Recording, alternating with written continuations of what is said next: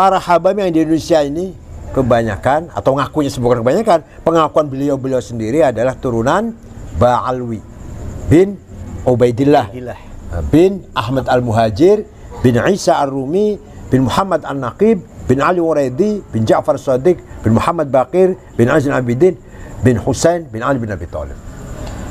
Dimasalahkan, di antara yang permasalahkan adalah Kiai Ibaduddin dari Banten yang mengatakan bahwa Imam Ahmad Al-Muhajir tidak punya putra yang namanya Ubaidillah. Maka nasabnya para habaib di Nusantara Ba'alwi yang masuk atau nyambung ke Ahmad Al-Muhajir melalui Ubaidillah batal gugur. Mereka ini para habaib adalah disebut Bani Alawi atau Ba'alawi. Ba'alawi ini adalah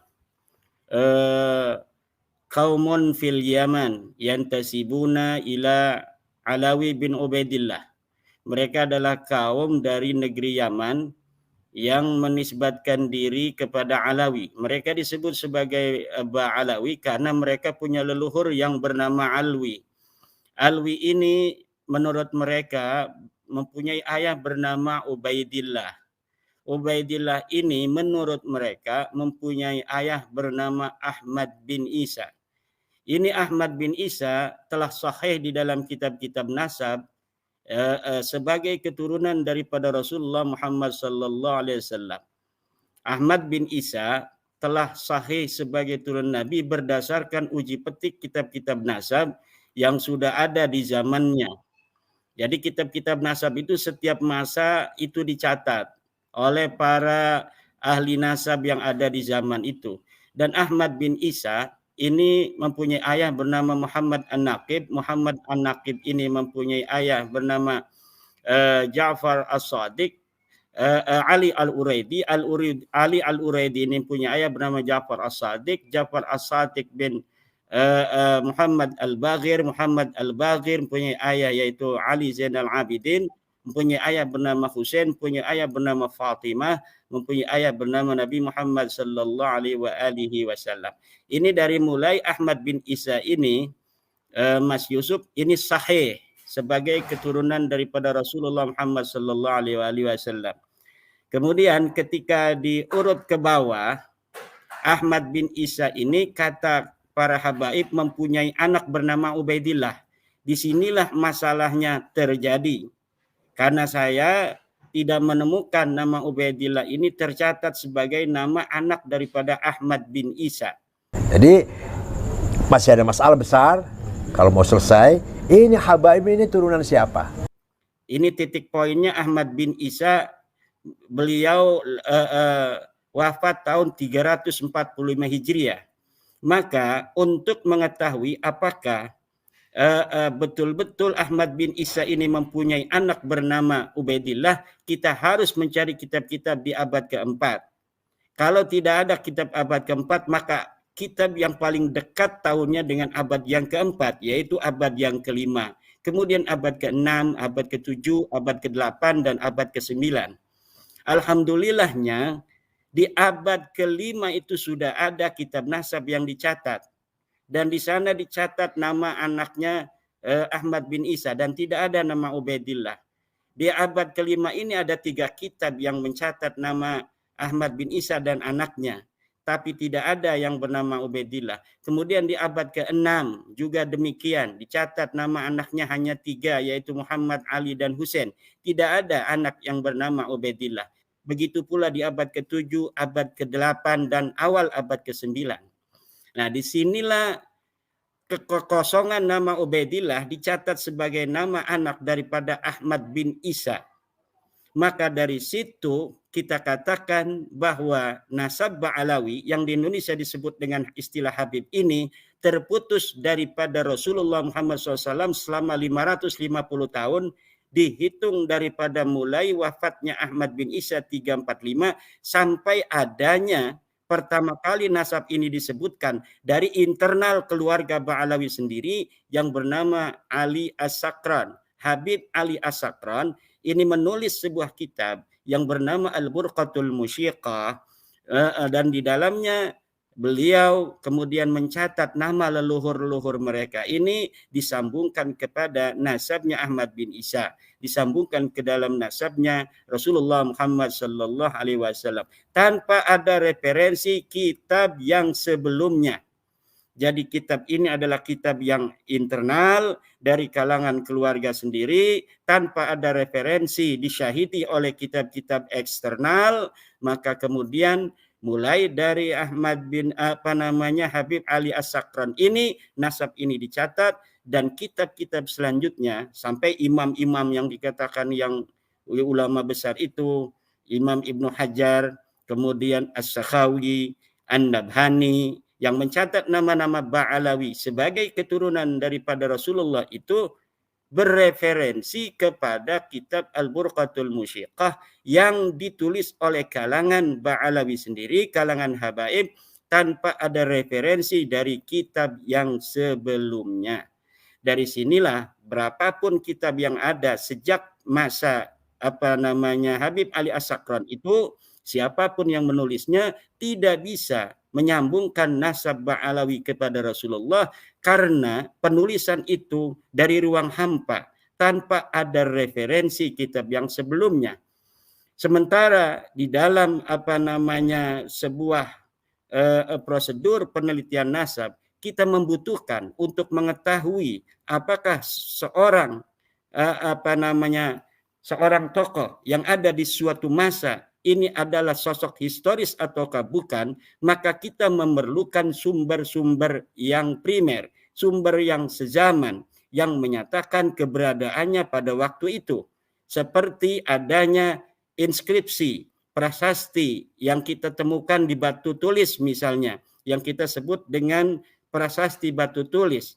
Prasasti batu tulis yang berangka tahun 1533 itu Masehi menunjukkan bahwa seorang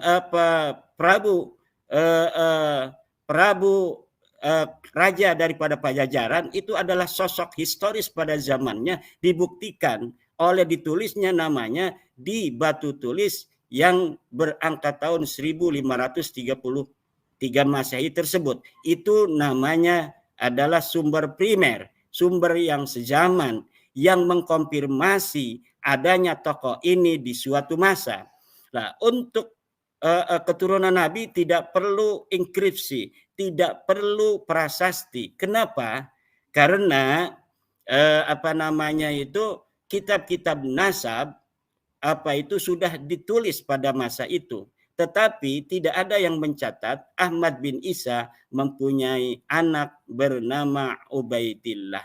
Maka menurut saya, Kang Mas Yusuf, nasab Ba'alawi ini adalah secara ilmu riwayat adalah munqati'ur riwayah, riwayatnya terputus selama 550 tahun, dan secara ilmu nasab disebut dengan nasabun mardudun muntahalun, nasab yang tertolak, yang dapat hanya mengambil dari nasab yang lain saja. Itu mungkin untuk awalan. Demikian. Oke, Kiai Iman. Ada yang mengatakan bahwa untuk pencantuman nasab kadang-kadang memang ada tidak tertulis di kitab, apalagi ketika itu di abad ke-5 ya atau ke-4 itu kan sangat situasinya sangat lain. Bahwa cucu Rasulullah di situ itu kan banyak diburu sehingga banyak yang menyembunyikan identitas. Apakah ini ada kasus seperti itu ketika terjadi background sejarahnya? Itu sehingga hanya alasan saja, alasan saja. Buktinya kitab-kitab nasab ditemukan. Tahdzibul Ansab pada abad ke-5 karangan Al-Ubaidili ditemukan. Kitab Muntaqilatut Talibiyah ditemukan. Kitab Al-Majdi ditemukan. Mereka semuanya mencatat nama-nama Ahmad bin Isa ada, nama anak-anaknya ada. Jadi kalau misalnya Ubaidillah memang pada saat itu adalah sosok historis, seharusnya Ubaidillah ini bersama anak yang lain ditulis. Bagaimana anak yang lain ditulis, dia nggak ditulis? Hanya satu jawaban dari pertanyaan itu, memang dia bukan anak Ahmad bin Isa. Kalau anak Ahmad bin Isa semuanya tidak ditulis, atau Ahmad bin Isa sendiri luput daripada catatan sejarah, tidak ada kitab-kitab yang mencatat namanya gelap misalnya hilang dari radar sejarah, itu bisa diwajarkan nama Ubaidillah pun ikut hilang dalam radar sejarah. Jadi nanti kita bisa memikirkan bahwa seorang yang tidak disebut bisa jadi sebenarnya ada namun tidak disebut. Tetapi masalahnya Kang Mas, nasab Ahmad bin Isa dicatat dalam kitab-kitab abad ke-5. Dalam kitab abad ke-6 dicatat. Anak-anaknya semuanya dicatat. Abad ke-7 Ahmad bin Isa dicatat. Anak-anaknya semua dicatat. Tidak ada nama Ubaidillah. Abad ke-8 pun demikian. Sampai abad 9, akhir barulah nama Ubaidillah ini dicantolkan di dalam kitab seorang Habib yang bernama Habib Ali As-Sakran. Kalaulah ada syahid sebelumnya dari sebuah kitab nasab, mungkin ini agak wajar. Tetapi kita telusuri tidak ada kitab nasab yang mensyahidi daripada pencatatan dari Habib Ali As-Sakran pada tahun 895 ini.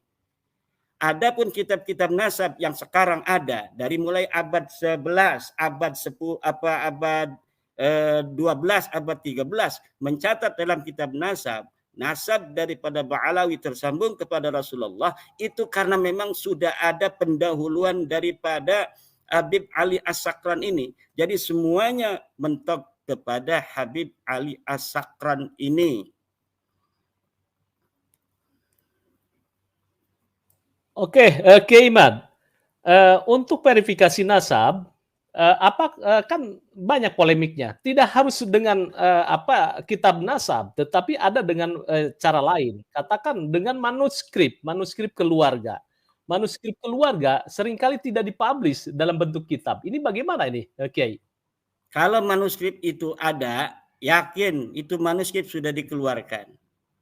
Rumail Abbas itu sudah pergi ke Yaman, sudah pergi ke Turki, sudah pergi ke Yordan, sudah pergi ke Saudi untuk mencari manuskrip walaupun hanya manuskrip keluarga. Kalau betul ada nanti kita verifikasi. Ayo kita uji bersama di lab bersama-sama. Kita lihat dia manuskrip tahun berapa, kertasnya kertas apa. Kalau kertasnya ini kertas misalnya abad-abad sekarang, kemudian adakah salinan? Dari tahun berapa salinan itu disalin? Kemudian salinannya disalin dari tahun berapa? Ini akan kita bisa verifikasi. Kalau memang ada. Saya yakin itu semua tidak ada. Karena Habib Ali Zainal Abidin pernah memperlihatkan sebuah manuskrip yang katanya ini adalah naskah keluarga. Tidak dipublish. Tetapi naskah ini tidak berani untuk dikeluarkan. Karena memang naskah itu hanya jilidnya saja. Beberapa kali kita melihat kalangan mereka memperlihatkan jilid kitab, namun isinya tidak pernah dipublish, diberikan kepada kita untuk diuji bersama-sama. Sebuah dalil hanya bisa dijadikan dalil apabila dalil itu bisa diakses bersama-sama antara dua orang yang sedang mengkaji, orang yang berseterulah dalam tanda kutip. Kalau sebuah dalil hanya bisa dipegang oleh satu pihak, namun pihak yang lainnya tidak dapat mengakses, maka dalil ini tidak bisa dijadikan dalil. Demikian. Oke, dalam tesis Anda, Kiai Iman, dikatakan bahwa Ubaidillah itu ada nama Ubaid, kemudian ada nama Abdullah. Ini sebetulnya seperti apa nih hasil dari riset Anda ini? Apakah nama yang sama atau memang sama sekali berlainan? Begini, jadi Habib Ali As-Sakran di dalam kitabnya Al-Burqatul Musyiqah itu menyatakan ketika dia itu menulis nama leluhurnya Faqih Muqaddam sebagai keturunan daripada Ahmad bin Isa, berlandaskan dari sebuah kitab sejarah yang sangat terkenal di Yaman. Kitab sejarah ini adalah referensi para sejarawan Yaman. Namanya kitab As-Suluk fi Tabaqatil Ulama'i wal Muluk karangan Al-Janadi yang wafat tahun 732 Hijriah. Beberapa para sejarawan Yaman banyak yang berpatokan kepada kitab As-Suluk ini di dalam menuliskan sejarah keyamanannya. Begitu pula dengan Habib Ali As-Sakran. rupanya beliau ingin sekali mencari leluhurnya yang bernama Faqih Muqaddam ini. Siapakah leluhur daripada leluhurnya yang bernama Faqih Muqaddam yang hidup di abad ke-6 atau abad ke-7? Kemudian dia mengurut, mencari kitab, tidak ditemukan. Ketemulah kitab As-Suluk dalam satu versi manuskrip yang di dalamnya ada sebuah silsilah dari seorang ulama besar bernama Asy-Syarif Abul Jadid. Di dalam silsilah Asy-Syarif Abul Jadid ini dikatakan bahwa beliau adalah keturunan daripada Jadid bin Abdullah bin Ahmad bin Isa. Nah, dari satu manuskrip yang diterima oleh Habib Ali As-Sakran itu, kemudian Habib Ali As-Sakran mengijtihadi dalam tanda kutip, berasumsi bahwa nama Abdullah yang merupakan silsilah dari Syarif Abul Jadid itu adalah nama lain dari leluhurnya yang bernama Ubaid. Jadi dia ditulis dalam leluhurnya itu namanya Ubaid. Dia ingin mencari Ubaid ini siapa, leluhur Faqih Muqaddam. Maka kemudian dia berasumsi bahwa Ubaid ini adalah Abdullah yang ada di dalam kitab Suluk yang menerangkan tentang silsilahnya Abul Jadid. Nah, dengan demikian ketika dia harus mengadopsi atau harus mengambil nama Abdullah ini sebagai Ubaidillah, di mana Abdullah dikatakan sudah punya anak bernama Jadid, tidak boleh, tidak harus menjadikan Jadid juga saudara daripada Alwi, yang di mana Alwi telah dicatat oleh keluarga mereka sebagai anak daripada Ubaid. Jadi kemudian alasan lainnya daripada Habib Ali As-Sakran itu mengambil nama Abdullah yang terdapat dalam kitab As-Suluk sebagai leluhurnya itu, karena ada pertanyaan dari orang bagaimana dari Abdullah menjadi Ubaid.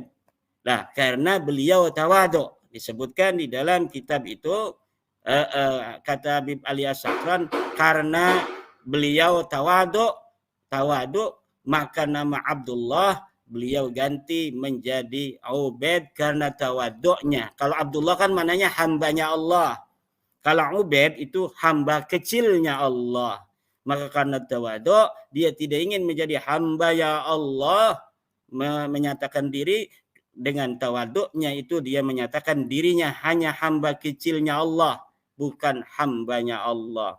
Lah, itu versi dari Habib Ali As-Sakran. Namun ternyata Kang Mas Yusuf, kitab As-Suluk fi Tabaqatil Ulama wal Muluk memiliki riwayat versi yang berbeda-beda. Di dalam satu manuskrip yang terdapat di manuskrip yang sekarang ditemukan di Paris, itu ternyata nama Abdullah itu tidak ada. Jadi yang ada Jadid langsung berayah Ahmad, berayah lagi Isa. Jadi Jadid bin Ahmad bin Isa. Tidak ada Jadid bin Abdullah bin Ahmad bin Isa. Sedangkan yang diambil sebagai patokan daripada Habib Ali As-Sakran untuk menyambungkan nasabnya adalah Abdullah yang ada dalam versi yang satunya itu. Nah, bagaimana kalau versi yang kedua ini yang benar, yaitu versi di mana tidak ada nama Abdullah sebagai anak daripada Ahmad bin Isa? Maka karena yang dicantol ini tidak ada, maka yang nyantol pun otomatis tidak ada. Demikian. Jadi sesuatu hujjah yang di situ ada ihtimal, maka hujjah itu tidak bisa lagi dijadikan hujjah. Ad-dalilu idza tarakahul ihtimalu saqata bihil istidlal. Sebuah dalil apabila dalil itu telah ada ihtimal di situ, maka gugurlah istidlal dari dalil itu. Jadi dalil itu harus diabaikan. Maka kitab Al-Burqatul Musyiqah menurut saya tidaklah layak untuk dijadikan sebagai dalil ketersambungan daripada nasabnya para habaib yang ada di Indonesia. Ini berdasarkan dua hal. Yang pertama adalah mereka mensambungkan nasab para habaib ini berdasarkan kitab As-Suluk, diasumsikan nama Abdullah yang ada di dalamnya sebagai nama Ubaidillah. Yang kedua, Al-Burqatul Musyiqah ini ditulis dari kalangan internal, kitab sekunder yang ditulis tidak berdasarkan referensi kitab yang sebelumnya sama sekali. Jadi tidak ada kitab-kitab di abad yang sebelumnya, abad ke-7, ke-6, ke-5, ke-4 yang menerangkan hal yang sama dengan yang diterangkan oleh kitab Al-Burqatul Musyiqah. Hanya adna qarinatin, serendah-rendahnya qarinah yang terdapat dalam as-suluk diambil kemudian untuk dijadikan dalilun qawiyun. Ini tidak bisa. Adna qarinah dijadikan dalilun qawiyun. Jadi hanya ada sebuah petunjuk yang sangat lemah di mana nama Abdullah diasumsikan sebagai nama Ubaidullah, kemudian nama Jadid yang merupakan anak daripada Abdullah diasumsikan sebagai kakak daripada Alwi yang merupakan anaknya Ubaid. Karena bapaknya telah disatukan namanya, maka anak-anaknya yang sudah ada riwayat itu masing-masing harus juga disatukan sebagai saudara.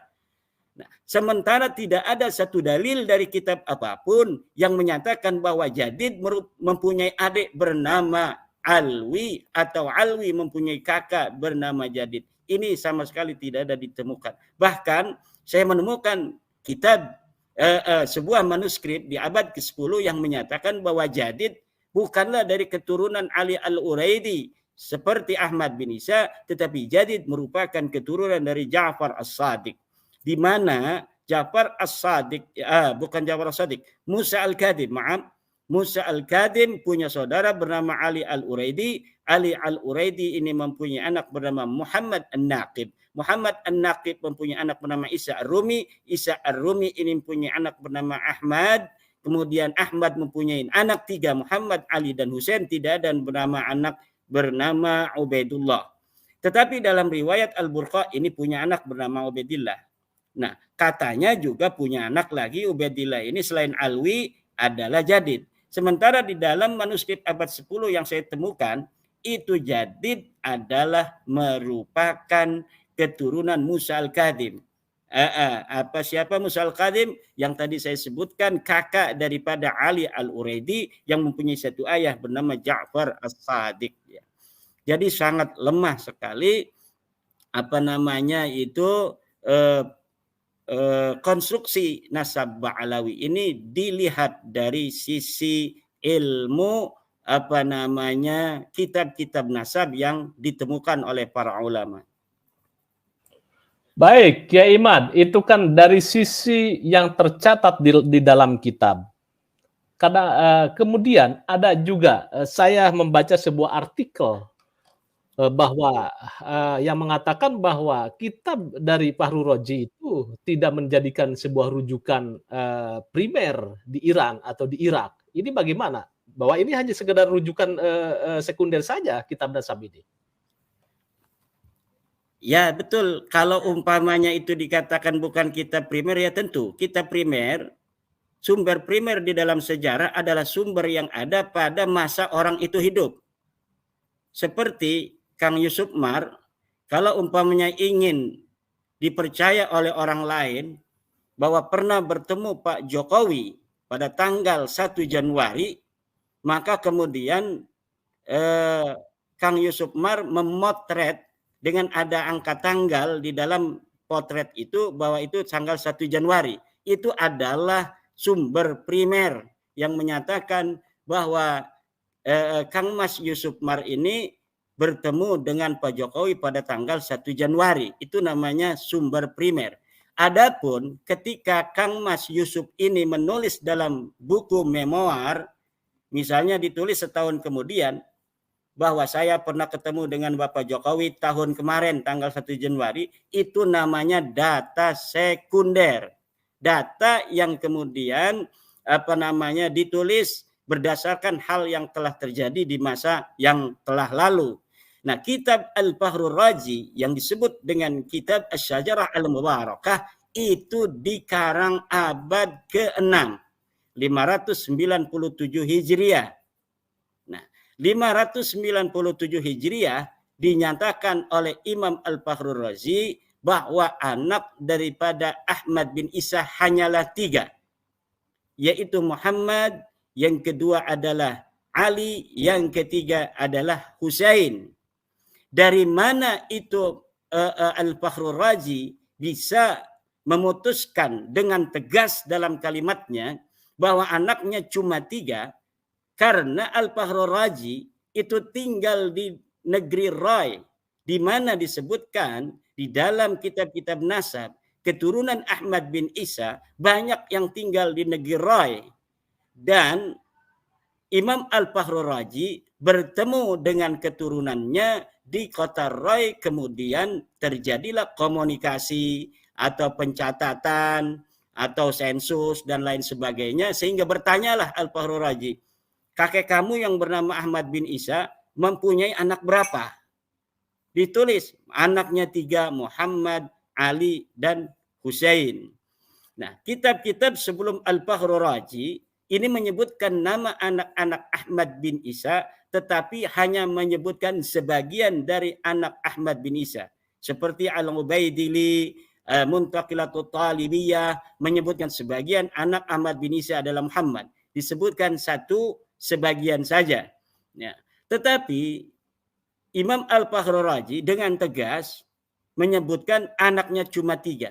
Berarti ketika seorang ahli nasab dengan tegas menggunakan jumlatun ismiyatun tadullu alal hasri, yang menunjukkan ini adalah sebuah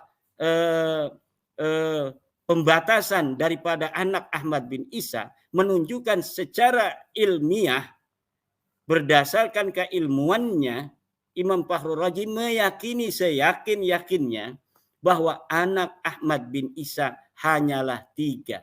Ini tahun 597 Hijriah.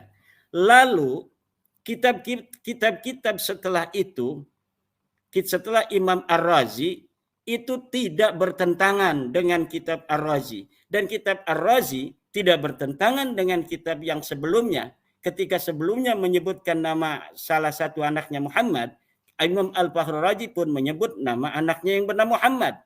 Berarti Imam Al-Fakhrur Razi tidak bertentangan dengan kitab-kitab yang sebelumnya, yang sebelumnya berdasarkan keilmuan mereka bahwa ada nama anak lain selain Muhammad, maka disebutkan wa min wuldihi, sebagian dari keturunan daripada Ahmad bin Isa bernama Muhammad. Tetapi Imam Fakhrur Razi karena keilmuannya langsung berjumpa dengan keturunan daripada Ahmad bin Isa yang ada di Rai, dengan yakin seyakin-yakinnya beliau menyatakan anaknya cuma 3, yaitu Muhammad, Ali, dan Husain. Maka setelah Al-Fakhrur Razi ini masuknya nama lain selain 3 anak dari Ahmad bin Isa, ini masdudun, tertutup dan tidak bisa lagi, kecuali ada dalil, ada sumber yang lebih kuat daripada kitab Asy-Syajarah Mubarakah. Yaitu apa? Kitab yang lebih kuat dari Syajarah Mubarakah, kitab yang ditulis sebelum Asy-Syajarah Mubarakah. Saya meminta kitab Syajarah Mubarakah ini dituai oleh kitab lainnya, tapi sampai saat ini kitab yang kita pinta tidak kunjung ditemukan, padahal telah dilakukan pencarian dengan mendatangi Yaman, dengan mendatangi Yordan, dengan mendatangi Maroko, dengan mendatangi Saudi Arabia. Namun sampai sekarang tidak ada kitab yang tegas menyebutkan bahwa Ahmad bin Isa mempunyai seorang anak bernama Ubaidillah. Oke, baik. Panjang lebar sekali penjelasan Anda, Kiai. Kiai, ada sebagian ulama bahwa untuk penentuan nasab kadang-kadang memang secara doni atau tidak begitu tercatat. Kadang-kadang ada yang mengatakan bahwa melalui tafsir mimpi. Kadang-kadang juga ada melalui kesepakatan ulama. Nah, ini bagaimana fenomena ini? Katakan kemarin dalam perdebatan bahwa nasab habaib dari Ba'alawi adalah sudah merupakan kesepakatan jumhur ulama. Ini bagaimana ini? Sebagian Anda, kalau tesis Anda ini bisa merungkankan ulama-ulama besar di zaman itu. Ya, ulama itu kan tidak maksum. Yang maksum itu kan hanya Kanjeng Nabi Muhammad SAW.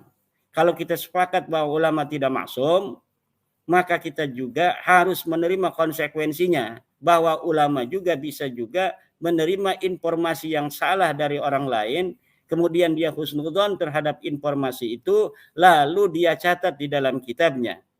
Itulah yang terjadi dengan Imam Ibnu Hajar Al-Haytami. Itulah yang terjadi dengan As-Sakhawi. Itulah yang terjadi dengan An-Nabhani dan lain sebagainya, yang mencatat nama-nama nasab Ba'alawi, kemudian dicatat di dalam kitabnya, disambungkan kepada Ahmad bin Isa. Padahal mereka tidak melakukan kajian. Apakah betul ini silsilah yang sampai kepada mereka? Mereka tidak menggunakan teori pengkajian terhadap nama-nama yang mereka dapatkan, kemudian dengan husnudzon nama-nama itu langsung ditulis di dalam kitab-kitab mereka. Itulah yang terjadi. Bagaimana kita bisa mengetahuinya? Karena kitab-kitab yang ditulis oleh ulama-ulama besar itu seperti Ibnu Hajar Al-Haytami, saya sudah menemukan algoritma kenapa Imam Ibnu Hajar Al-Haytami sampai menulis silsilah itu. Ibnu Hajar Al-Haytami di dalam kitabnya itu, contohnya Ibnu Hajar ya, karena banyak, yang lain juga ada subjektivitas yang akan saya terangkan ini. Ibnu Hajar Al-Haytami bertemu dengan seorang Habib. Habib itu murid daripada Abu Bakar Al-Idrus. Abu Bakar Al-Idrus memiliki kitab sabat, kitab ijazah. Beberapa lembar kitab ijazah dari seorang yang bernama Habib Al-Idrus ini. Nah, kemudian Ibnu Hajar melihat kitab itu. Kata Ibnu Hajar, bagaimana kalau walaupun saya tidak bertemu dengan Habib ini, saya ambil ini karena saya sedang menulis kitab tentang silsilah sanad saya. Bagaimana saya mohon izin untuk dapat mengambil kitab ini untuk saya tulis di dalam kitab saya. Jadi Ibnu Hajar bukanlah murid langsung dari Habib Abu Bakar Al-Idrus yang disebutkan dalam silsilahnya itu, tetapi dia hanya mengambil daripada kitab yang beliau temukan dari murid dari Habib Abu Bakar Al-Idrus yang juga seorang Habib. Kemudian diizinkan, kemudian Ibnu Hajar ini dengan berdasarkan kitab yang telah dia terima itu menuliskan di dalam kitabnya. Nah, jadi tidak ada suudzon daripada Ibnu Hajar untuk meneliti kevalidan daripada silsilah itu, karena husnudzon melihat daripada orang yang akan dicatat itu orang yang saleh, orang yang kenal dengan ulama, maka tidak ada suudzon. Nah, kalau misalnya zaman ini pun kita tidak menemukan oknum-oknum habaib yang akhlaknya jauh panggang daripada api, dengan pengakuannya mungkin kita juga tidak akan kepunteng-punteng untuk meneliti nasab mereka tersebut.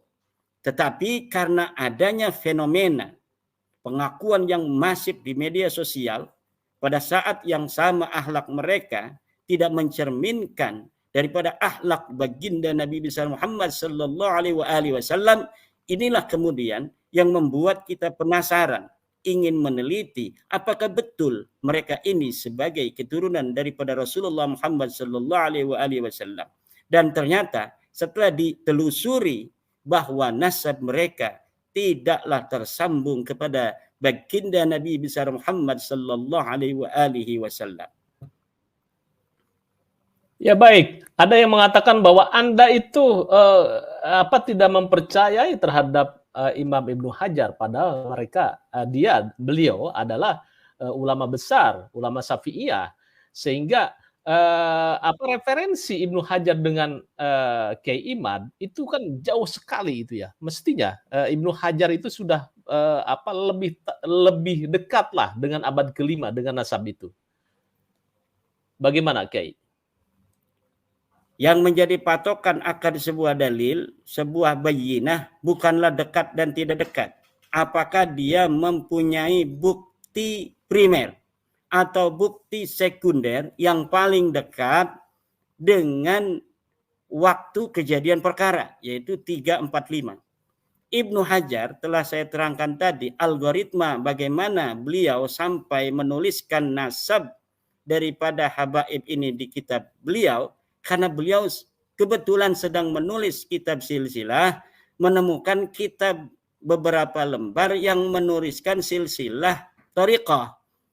Nah, ini punya Habib Al-Idrus, kemudian diambil oleh beliau, minta izin kepada murid-muridnya. Jadi beliau tidak ketemu langsung dengan yang disebut gurunya itu, tetapi minta izin kepada murid-muridnya yang beliau temukan. Kemudian beliau menulis saja demikian rupa di dalam kitabnya As-Sabat itu. Kenapa beliau tidak mau untuk mengkaji? Karena kebetulan Ba'alawi yang ditemukan beliau orangnya saleh, orangnya tidak mencurigakan, sesuai antara apa namanya pengakuan mereka sebagai turunan Nabi dengan akhlak-akhlak yang dicerminkan. Kenapa hari ini kita menguji apa namanya nasab mereka? Karena kita di dalam hati ada pertanyaan, masa iya keturunan Nabi begini? Maka kemudian kita jalankan teori metodologi para ahli nasab, ahli sejarah di dalam mencari apa namanya kesejarahan seorang tokoh berdasarkan kitab sezaman dan kitab setempat. Ada kitab sezaman tapi tidak setempat. Ada kitab sezaman setempat, ada kitab sezaman tidak setempat. Kemudian ada kitab yang tidak sezaman, disebut dengan kitab sekunder. Apabila kita tidak bisa menemukan kitab sezaman, maka kita menggunakan kitab yang tidak sezaman yang paling dekat dengan ke tempat kejadian perkara dan waktu kejadian perkara. Apabila ada bertentangan antara dua kitab, yaitu kitab Ibnu Hajar misalnya, pada abad 10 yang mencatat nama seorang ulama Ba'alawi sampai kepada Rasulullah Muhammad SAW. Lalu ada abad ke-15 seorang ulama yang menyatakan nasab Ba'alawi ini batal berdasarkan dalil-dalil yang dia dapatkan di abad ke-6 dan abad ke-5 Hijriah, maka walaupun ulama itu adanya di abad ke-15 Hijriah, tetapi jika dia membawa bukti dari abad yang lebih dekat dengan waktu kejadian perkara, maka yang ada di abad 10 ini dianggap batal atau tidak bisa dijadikan rujukan. Kenapa? Walau waktunya agak dekat, yaitu abad 10 Hijriah, kurang lebih hanya 600 tahun dari waktu kejadian perkara. Sementara yang abad ke-15 sudah begitu lama, tetapi dia dapat menemukan bukti-bukti primer atau bukti sekunder yang lebih dekat, yang paling dekat waktunya dengan waktu kejadian perkara, maka yang harus dipegang adalah yang abad 15 yang mempunyai bukti-bukti sumber primer atau sumber sekunder yang lebih dekat dengan nasab daripada Ahmad bin Isa ini. Jadi begini, ada sebuah kaul, i'rifir rijala bil haqq wala ta'rifil haqqa bir rijal. Kenalilah seseorang itu dengan kebenaran yang dia bawa. Jangan kenali kebenaran dengan orang. Jadi jangan sampai karena orang ini sudah hebat, maka kita nyatakan apa saja yang keluar dari dirinya akan hebat. Karena dia sudah benar dalam satu hal, maka apa saja yang akan keluar dari dirinya akan benar semua. Tidak begitu. Jangan juga kita menganggap orang yang pernah berdosa sekali, kemudian tidak akan ada kebenaran sama sekali yang akan dia sampaikan. Tidak begitu. Kita kenali kebenaran dari kebenaran itu sendiri. Kita kenali orang-orang itu dengan kebenaran yang ia bawa. Jangan kita kenali orang-orang kebenaran itu dari orang yang membawanya. Bir sisa, ulama besar, wali besar, tapi akhir hayatnya su'ul khatimah. Maka jika seorang ulama sedang membawa kebenaran, dapat diuji kebenaran itu dengan logika-logika yang lurus, logika-logika standar mencari kebenaran, lulus, maka kebenaran itu ada di dia. Tapi apabila dalam suatu hal, suatu masalah, suatu perkara, ketika kita timbang dengan logika umum dalam menetapkan kebenaran, tidak lulus ini pikiran dari seorang ulama, maka itu kita kesampingkan. Di dalam kajian ilmu fikih sering sekali kita menemukan seorang pengarang kita mengatakan faqad ghalata hada, bahwa ulama ini salah. Faqad faqadis wadda fahmu, pemahamannya itu hitam, pemahamannya gelap, artinya salah dalam memahami hal yang telah dia sampaikan. Itu biasa-biasa saja di dalam kancah ilmiah. Ayo kita ilmiah, jangan nggak usah emosi, jangan. Ayo kita telusuri nasab beliau ini. Ini kita bukan masalah like or atau dislike ya, bukan masalah kita cinta atau nggak cinta atau benci, enggak. Mari kita diskusi ilmiah berdasar fakta dan burhan, data yang nyata. Kalau terbukti memang itu benar nasabnya Imam Al-Muhajir bin Isa bin Muhammad bin Ali Auredi, kita harus hormat kepada habaib karena turunan Rasulullah. Kalau ada data lain yang kuat yang bisa mengalahkan pendapatnya Ustadz Imad. Imad, pertanyaan saya itu, apakah Anda yakin itu kitab yang mengatakan Sajarah Mubarakah itu karangan Fakhrul Razi? Sebagian orang mengatakan itu bukan karangan Fakhrul Razi, tetapi karangan orang Syiah yang mencoba tidak mengakui terhadap keturunan Rasulullah. Itu bagaimana Anda menjawabnya? Kitab Sajarah Mubarakah itu ditemukan oleh Syekh Al-Mar'asi yang oleh Mahdi Ar-Raja'i. Mahdi Ar-Raja'i pentahqiq yang sudah terkenal. Saya nilai dia adalah orang yang jujur. Banyak kita mendapatkan manfaat dari beliau. Karena apa? Karena berbagai macam kitab nasab yang dicetak hari ini dapat dikaji oleh para ulama adalah dari tangannya yang dingin, dari tangannya yang penuh barakah. Banyak kitab-kitab nasab yang tidak ditemukan, dapat ditemukan oleh beliau, kemudian ditahqiq dengan cantik, kemudian dicetak.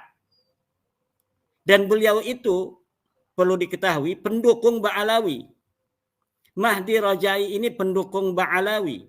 Dia mentahqiq kitab Sajarah Mubarakah yang menyebutkan Imam Al-Fakhrul Razi tidak mempunyai anak bernama Ubaid, tetapi dalam kitabnya dia mengarang kitab sendiri, itu mencantumkan nama Ubaidillah sebagai salah satu anak daripada Ahmad bin Isa.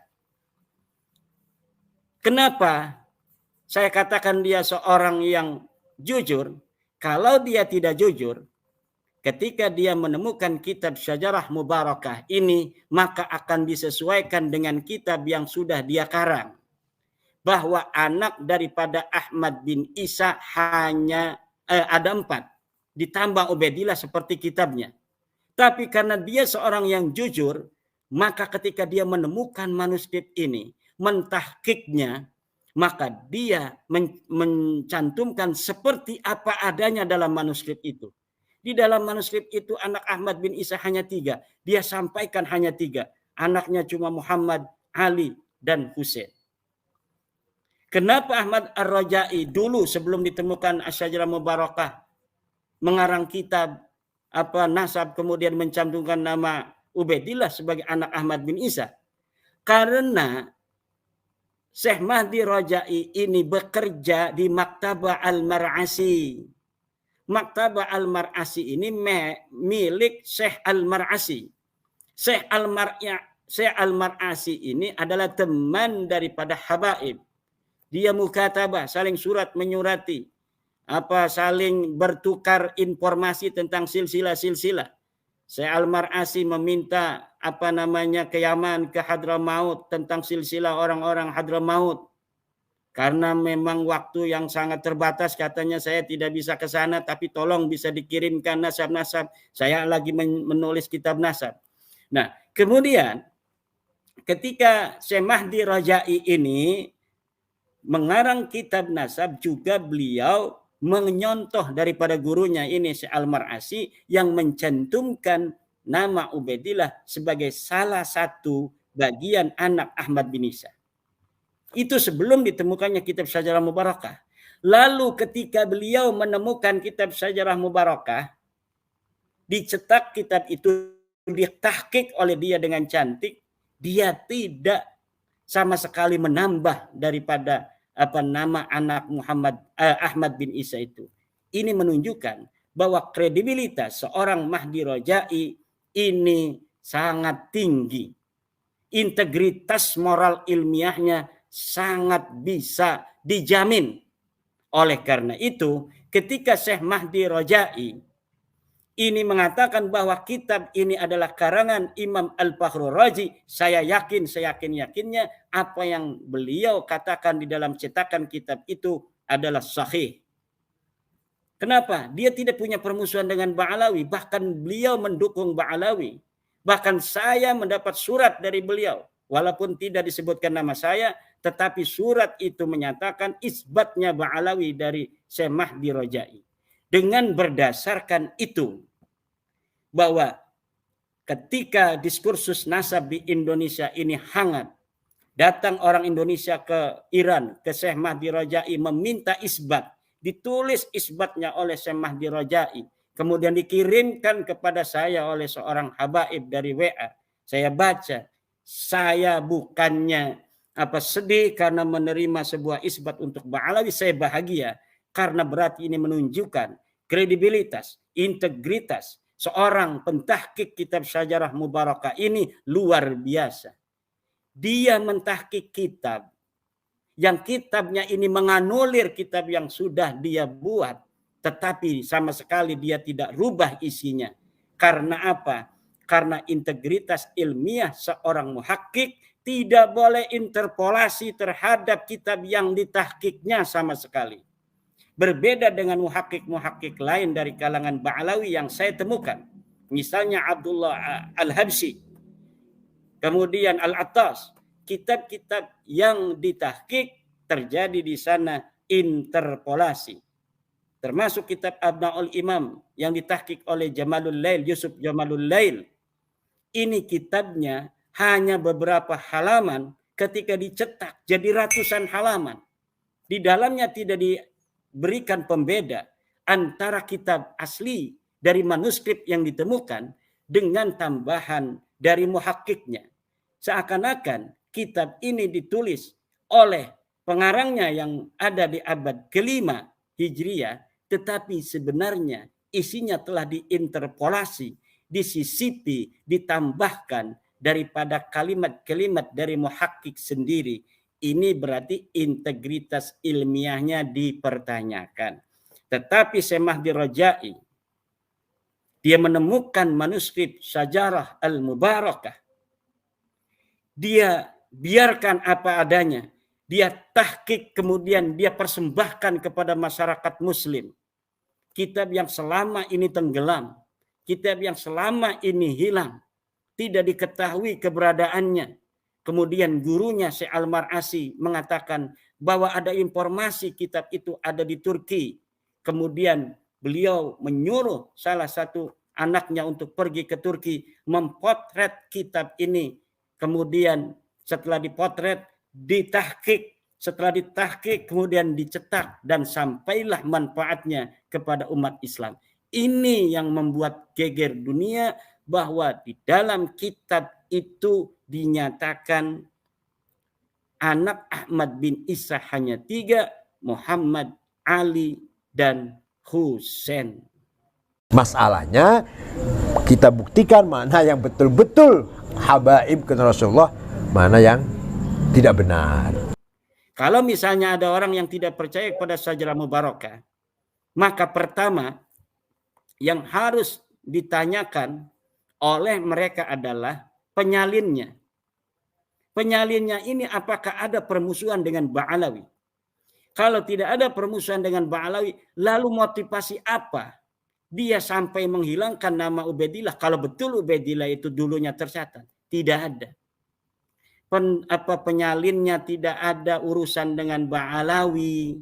Dia menyalin apa adanya saja begitu dari manuskrip aslinya. Kemudian Imam Fakhrul Razi juga tidak ada sejarah bermusuhan dengan Ba'alawi. Maka ketika Imam Fakhrul Razi mencatat nama anak itu Ahmad bin Isa hanya 3, Muhammad, Ali, dan Husain, ini tidak ada motif apapun selain motif ilmiah. Karena memang yang ditemukan anaknya cuma 3, ya mau gimana lagi. Nah, itulah jadi bagaimana cara kita di dalam kita mengamati seorang penulis sejarah, seorang penulis nasab, adakah subjektivitas baginya terhadap apa yang sedang diteliti. Kalau misalnya orang Solo meneliti Solo, tentu akan ada subjektivitas kesoloannya. Kalau orang Banten menulis sejarah Banten, tentu ada subjektivitasnya. Maka seorang yang memiliki perhatian khusus terhadap ilmu sejarah, kalau dia ada informasi tentang sejarah, pertama dia tanya kitabnya kitab apa. Oh, kitabnya kitab Ar-Raudul Jali. Siapa pengarangnya? Az-Zabidi. Oh, Az-Zabidi ini orang tuanya siapa? Dia dari marga apa? Oh, dia dari Az-Zabidi. Zabid. Kemudian dia gurunya siapa? Oh, gurunya seorang Habib. Oh, dia menulis kitab tentang nasab Habib, gurunya seorang Habib. Lalu kitabnya ini ditahqiq oleh siapa? Oh, ditahqiq oleh Ba'dzib, seorang Habib lagi, atau dia murid seorang Habib lagi. Nah, di situ akan ada keterkaitan antara objektivitas dengan subjek orang yang mentahqiqnya itu. Maka di situ nilainya akan berbeda, Kang Mas. Jadi siapa yang mentahqiq, siapa yang mengarang, itu nilainya akan berbeda. Ketika seorang nasabah yang tidak ada kaitan dengan keluarga Ba'alawi misalnya, kemudian nasabah ini mencatat Ba'alawi, itu betul-betul dia objektif. Tapi kalau seorang Ba'alawi, saya misalnya mencatat nama Ba'alawi, membesar-besarkan, berarti di situ ada ada subjektivitas. Ketika saya menulis tentang Banten, kemudian di situ saya agung-agungkan Banten, itu ada subjektivitas, mencurigakan. Maka harus diteliti apakah yang saya sampaikan dalam buku sejarah Banten saya itu ada nilai-nilai yang ditambahi atau sesuai dengan fakta sejarah sesungguhnya. Begitu pula dengan nasab. Nasab siapapun, bukan hanya nasab Ba'alawi. Kalau kita meliti nasabnya Kang Mas Yusuf, dari mana misalnya Prabu Siliwanginya. Kemudian kita teliti dari kitab-kitab. Maka kita harus meneliti dari mana kita mendapat sumber itu, sumbernya tulisan siapa, dan bagaimana, dan seterusnya. Demikian, Kang Mas. Baik, Kiai. Ini ada sebagian para waliullah di kalangan NU seringkali bermimpi bahwa nasabnya tersambung ke Rasulullah, padahal dia tidak memiliki catatan secara rinci atau manuskrip, apalagi masuk kitab. Ini bagaimana ini hukumnya ketika orang benar-benar secara genetik tersambung, tetapi dalam catatan kitab tidak ada? Apakah ini ada kasus seperti ini? Secara genetik tersambung itu berarti dia sudah tes DNA, Kang Mas ya? Oke, ya. Kita nanti kalau masalah tes DNA berarti ya. Kalau tadi Kang Mas bilang secara genetik, berarti kalau secara genetik tersambung, tapi secara nasab dia tidak tahu, berarti dia sudah tes DNA. DNA-nya J1 nyambung ke Rasulullah, tapi dia tidak punya silsilah. Kemudian dia bermimpi mendapat silsilah. Yang demikian itu sangat kuat menurut saya. Sangat kuat karena dia bermimpi ada silsilah A, B, C, D, dan dia sudah tes DNA, dan di dalam DNA-nya sudah presisi. Misalnya dia J1 dari keturunan Quraisy, kemudian ada ciri-ciri SNP dari Imam Ali, dari Imam Husain. Ya udah jelas itu keturunan Rasulullah, walaupun sebelumnya dia bukan sebagai keturunan Rasulullah atau belum dikenal sebagai keturunan Rasulullah. Tapi orang yang belum tes DNA, dia mimpi bahwa ada mimpi bertemu Rasulullah, mengatakan saya adalah cucu daripada Rasulullah. Silahkan Anda untuk meyakini sendiri, tapi jangan sampai Anda mengaku di hadapan orang lain. Karena mimpi tidak bisa dijadikan hujjah, tidak bisa dijadikan dalil apapun. Dalil tentang fikih, dalil tentang nasab dan lain sebagainya, dalil sejarah tidak bisa. Kuburan temukan lewat mimpi tidak bisa. Yakini sendiri, jangan ngajak-ngajak orang. Mimpi mendapatkan silsilah nasab, yakini sendiri, jangan sampai mengatakan di hadapan orang lain dan memaksa-maksa orang lain untuk mempercayai apa yang Anda mimpikan. Karena mimpi tidak bisa dijadikan dalil. Puasa besok misalnya kita mimpi ketemu Rasulullah. Kata Rasul puasa besok, 1 Ramadan. Tidak bisa. Puasa itu sudah ada caranya, yaitu melihat hilal. Apabila kita melihat hilal, maka besok puasa. Kalau misalnya kita mimpi malam ini bertemu Rasulullah, mengatakan bahwa besok adalah puasa 1 Ramadan, dia boleh menjalankan sendiri, tapi tidak boleh untuk mengajak-ngajak orang lain, karena mimpi, hatta mimpi bertemu Rasulullah Muhammad sallallahu alaihi wasallam tidak bisa dijadikan dalil. Oke, iya, baik.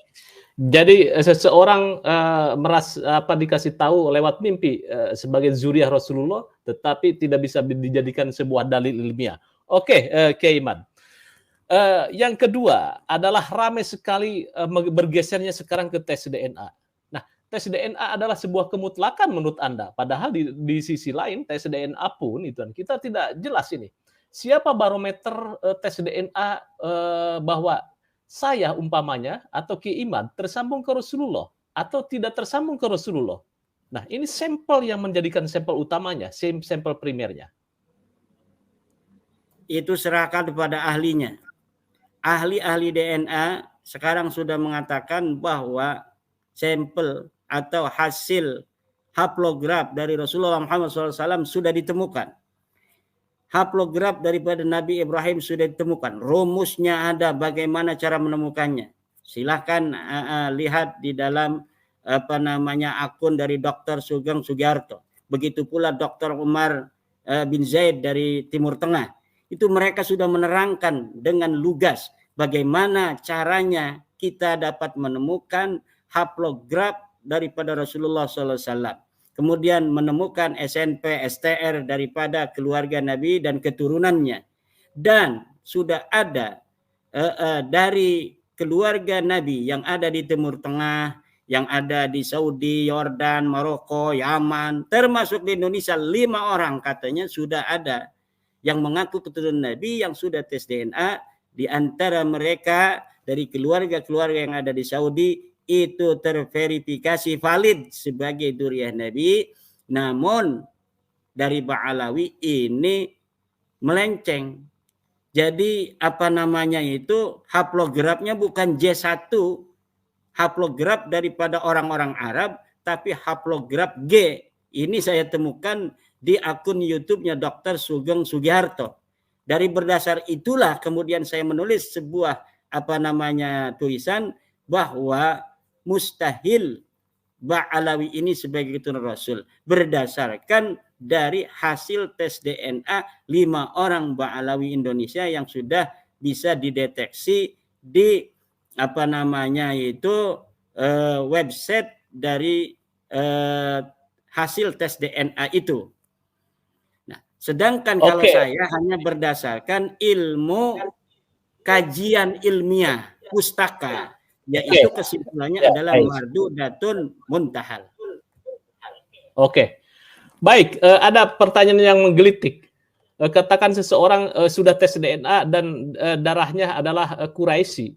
Lah, Quraisy juga kan bukan saja Nabi Muhammad, Abu Jahal pun itu juga Quraisy, Kiai. Jadi belum tentu orang yang teridentifikasi darahnya atau DNA-nya adalah Quraisy belum tentu tersambung ke Rasulullah. Bisa-bisa beliau atau mereka itu keturunan Abu Jahal. Betul, Bisa saja. Yang J1 bisa saja turunan Abu Jahal.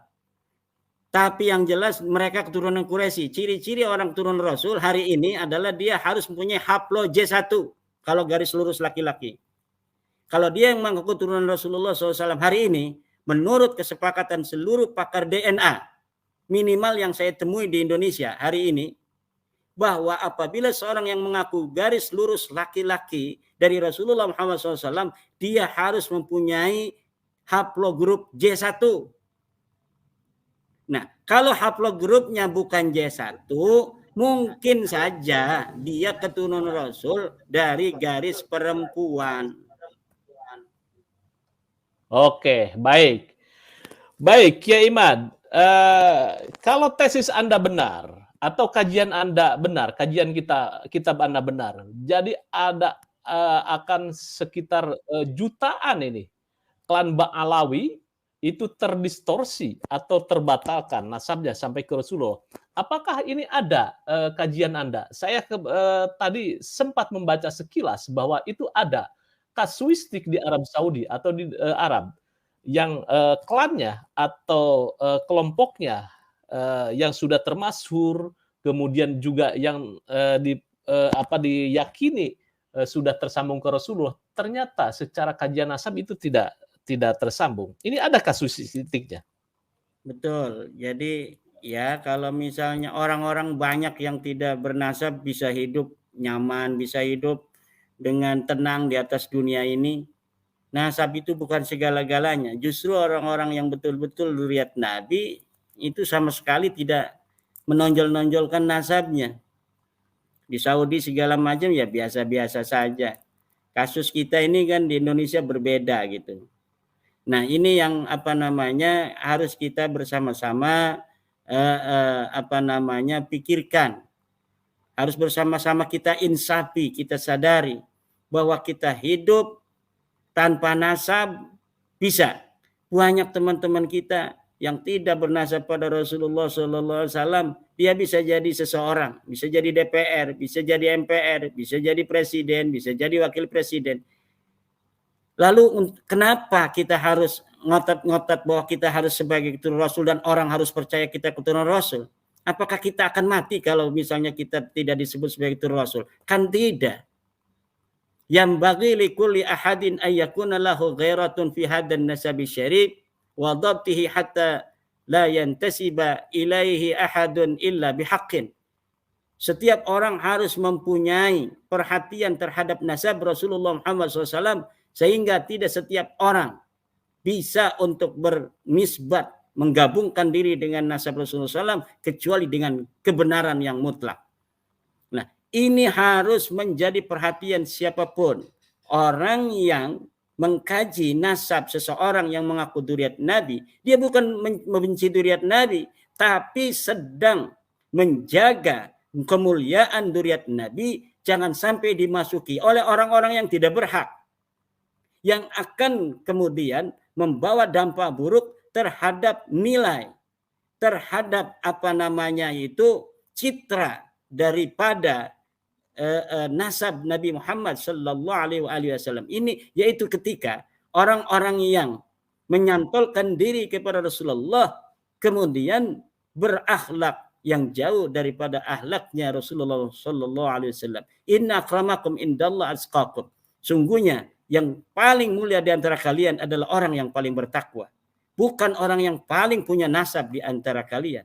Kalau kita ingin dijadikan orang yang paling mulia, maka kita harus menjadi orang yang paling bertakwa. Yarfa'illahu alladhina amanu minkum walladhina utul ilma darajat. Allah akan mengangkat derajat orang-orang yang beriman dan orang-orang yang berilmu. Kalau kita ingin tinggi derajatnya, gak usah kita banggain nasab. Tinggiin ilmu kamu, Allah akan angkat derajatmu. Kalau engkau ingin mulia, engkaulah bertakwalah, maka engkau akan menjadi mulia. Baik, Kiai Iman, halo? Ya. Ya, oke, Iman. Ini diskursus dan atau polemik nasab ini sampai kapan berhenti? Dan sampai kapan Anda menyudahi bahwa polemik nasab ini? Kelihatannya Anda itu banyak sekali tulisan-tulisan untuk update tentang nasab ini. Karena Sampai kelihatannya semua banyak sekali kita nasab-nasab. sampai semua kita menyadari bahwa nasab itu tidak penting. Sampai kita menyadari bahwa merasa berbangga dengan nasab itu menyakiti sebagian orang lain.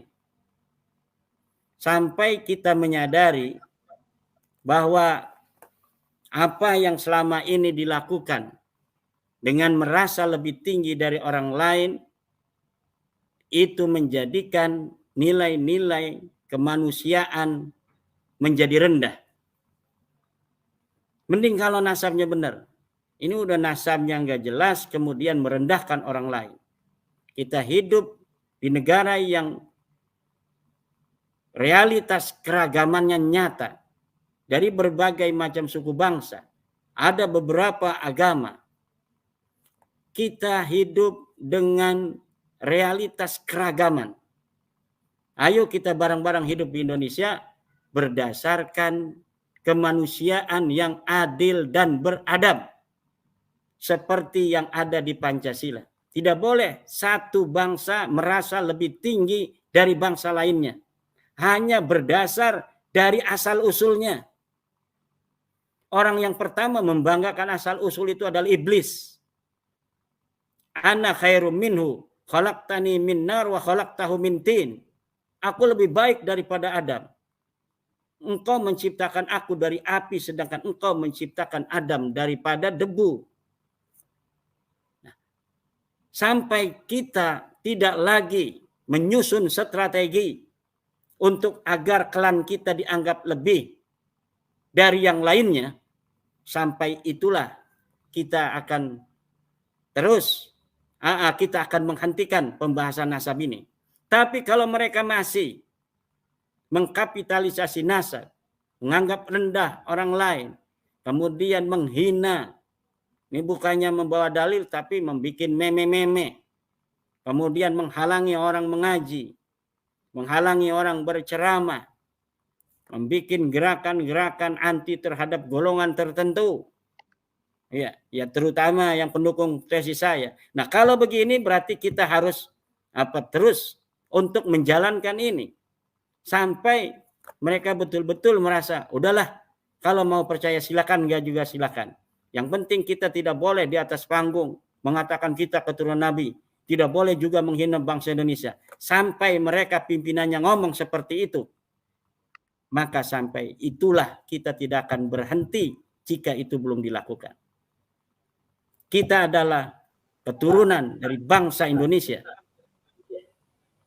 Kita keturunan dari leluhur-leluhur kita. Yang leluhur kita punya sejarah dan kita tidak mau sejarah ini dirubah-rubah oleh orang lain. Oke, Kiai, ini kan masalah nasab. Ada problem. Tidak hanya masalah nasab. Ini kan ada banyak sekali nih kuburan-kuburan palsu, kuburan-kuburan yang dibuat, kemudian katanya berdasarkan mimpi dan lain sebagainya. Ini implikasinya seperti apa ini? Antara kemudian nasab, kemudian juga implikasi untuk masa depan ini, Kang Mas. Kalau ada orang-orang yang membuat makam-makam palsu dengan ditulis bahwa ini wafat tahun 1400, 1500, namanya kemudian disebut nama Al-Anu dari klan tertentu, maka nanti sejarah bangsa Indonesia ini akan ngacak. 100 tahun lagi kita melihat Indonesia ini katanya di dalam buku yang menyebarkan Wali Songo pada abad ke-16, menyebarkan Islam di Indonesia, Wali Songo abad 16, abad 15. Kok ini ada kuburan Al-Anu yang ada di abad 14. Padahal menurut buku ini, Al-Anu ini datangnya pada abad ke-19. Ini ngacak ini. Makanya seluruh bangsa Indonesia, seluruh RT di Indonesia ini, kalau ada orang bikin makam palsu, tanyakan, ini berdasarkan apa? Apakah berdasarkan sumber sejarah? Data sejarahnya mana? Coba kita pengen lihat. Siapa nama itu tokoh? Misalnya Al-Anu. Bagaimana dia hidupnya? Dia tahun berapa hidupnya? Di sini sampai datang ke sini bagaimana ceritanya? Dia punya istri siapa? Kalau tidak ada data-data itu, tidak boleh. RT, Kapolsek, Camat harus melarang adanya orang membuat makam palsu. Apalagi kalau namanya bukan nama bangsa Indonesia. Karena akan merubah sejarah masa depan. Kalau hari ini, ya orang banyak yang nggak peduli. Kenapa? Karena ya mereka masih ingat sejarah mereka dari SD, dari SMP, dari SMA. Tapi 100 tahun lagi ketika ada kajian peneliti sejarah, apalagi mereka menulis juga sejarah yang palsu tentang misalnya pendirian Nahdlatul Ulama yang mulai dirubah-rubah tidak sesuai dengan pakem sejarah yang sudah ada di Nahdlatul Ulama tentang kemerdekaan Indonesia, tentang masuknya Islam dan sebagainya dan sebagainya. Ini meresahkan sejarah masa depan. Hari ini mungkin kita biasa-biasa saja karena masih banyak orang yang mencatat sejarah dalam otaknya. Tapi ketika para kesepuhan ini sudah tiada, dilihat Indonesia 100 tahun lagi dari depan, kemudian ingin berkaca ke spion ke belakang, kemudian ada, oh ini ada makam yang abad ke-14, namanya Al-Anu. Berarti Islam datang ini bukan abad ke-15 Wali Songo. Ada ini yang lebih dulu, Al-Anu. Berarti yang disebutkan bahwa para imigran datang abad 19 itu salah. Yang benar dia datang pada abad 14. Ini implikasi yang akan terjadi di masa depan. Simpang siurnya sejarah, semrawutnya sejarah. Maka tolong pada siapapun yang ingin menjaga bangsa Indonesia ini, lihat kanan kiri kita, apakah ada makam-makam palsu yang didirikan seperti itu. Kalau ada, hancurkan. Ada makamnya asli misalnya, tapi namanya berubah. Tadinya Mbah Ireng, sekarang jadi Al-Anu. Teliti dulu sejarahnya. Kalau misalnya sudah nyata bahwa sebenarnya dia betul-betul nama Mbah Ireng, maka nama Al-Anu itu hancurkan. Kalau ada nama tokoh misalnya, tokoh Indonesia, tokoh keraton, dia pejuang, kemudian namanya diambil, makamnya dibikin, padahal ada makamnya di tempatnya. Maka makam baru dengan namanya ini yang kemudian dialiaskan Al-Anu harus dihancurkan. Kalau tidak nanti sejarah akan semrawut di masa depan. Bagi yang sudah melakukan itu, bertobatlah. Ayo kita hidup seuyunan. Buat apa kita membuat sejarah-sejarah palsu? Toh kita akan mati. Nanti untuk siapa? Untuk manfaat kita. Manfaat apa? Kitanya mati. Kita akan dimintai pertanggungjawaban oleh Allah. Untuk anak-anak saya, supaya anak-anak saya mulia, dimuliakan di tanah Indonesia ini. Iya kamunya, tapi dihajar oleh malaikat nanti. Mungkin akan selama-lamanya di neraka kalau tidak bertobat hari ini. Mari kita bertobat. Mari kita saling menghargai sesama bangsa Indonesia. Kita warga Indonesia, anak Indonesia, putra-putri Indonesia, menghargai siapapun dan menyayangi siapapun yang ada di bumi Indonesia ini. Kita bukan berawal dari kebencian, kita berawal dari cinta, dan kita ingin kecintaan kita kepada siapapun ini dihormati. Bagaimana cara menghormatinya? Ayo kita saling menghargai, hormat menghormati, jangan punya niat-niat yang tidak baik terhadap kita, bangsa Indonesia dan sejarahnya untuk hari ini dan masa depan. Baik, Kiai Iman, mungkin sebagai closing statement, tapi sebelumnya saya coba untuk membacakan dari netizen. Ini banyak sekali netizen malam ini yang pro kontra terhadap Anda. Coba ini ya, Jos Kiai Haji Imaduddin. Aduh, maaf, banyak sekali yang tidak bisa saya baca. Kemudian timnya Pak Imad Rungkat di Banten dan pendukungnya. Kalau perlu, ya tidak perlu saya bacakan. Ubed tokoh fiktif yang dikultuskan. Kemudian dengan adanya rambut bisa tes DNA, ya, ya Ikhwan, ya. Oke, Keiman. Tesis Anda secara otomatis ini menjadi polemik ketika awal munculnya setahun yang lalu, kemudian juga kemarin ramai sekali ketika di Banten terjadi perdebatan juga gitu ya. Nah, mungkin bisa diambil sebuah konklusi gitu ya, bahwa nasab tidak seseorang yang tersambung ke Rasulullah bisa dikatakan bahwa sebagai sumber primer adalah kitab yang tertulis, yang kedua manuskrip, terus kemudian yang ketiga mungkin catatan-catatan dari keluarga, atau secara garis ilmiah atau secara ilmiah itu berpedoman kepada yang mana yang menjadi sebuah rujukan utama. Silakan, Keiman. Untuk silsilah yang dekat, misalnya saya kepada ibu saya, pada kakek, itu ya silsilah keluarga yang harus kita pegang. Tapi silsilah yang jauh, apalagi silsilah daripada kanjeng Nabi besar Muhammad sallallahu alaihi wasallam, di mana para keturunan Nabi dicatat setiap masa oleh para ahli nasab, maka kalau hari ini ada orang yang mengaku sebagai keturunan Nabi, maka catatan keluarganya, manuskrip dirinya harus sesuai dengan catatan daripada para ahli nasab yang ada pada setiap masa, sesuai dengan objek nama dari setiap masa itu. Misalnya orang yang mengaku keturunan Ahmad bin Isa, ada namanya 39 nama sampai Ahmad bin Isa, atau 30 nama.